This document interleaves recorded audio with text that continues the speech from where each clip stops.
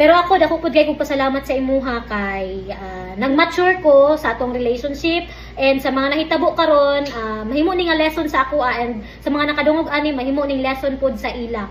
And unsa pa, dili jud ko maabot ani nga point sa akong life nga Gusto mo bang bumena sa first time mo? kanang di ko maingon nga ning dato ko, wala ko naging financially able, pero nasa part nga medyo na arang-arang pud akong kahimtang nga dili na pud parehas sa una ana. Dako kay kog pasalamat sa imuha, kadaghan pud kog na learn na lesson kay sa imong mga motivation nga nagdilin sa ako, and dili pud tanan sa atong panag-uban nga sad ta.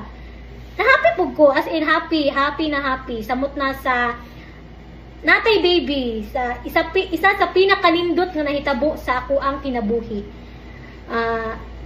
Base pa sa atong mga gara-gara sa una, remembrance nimo siya sa ako. Salamat. Mao lang.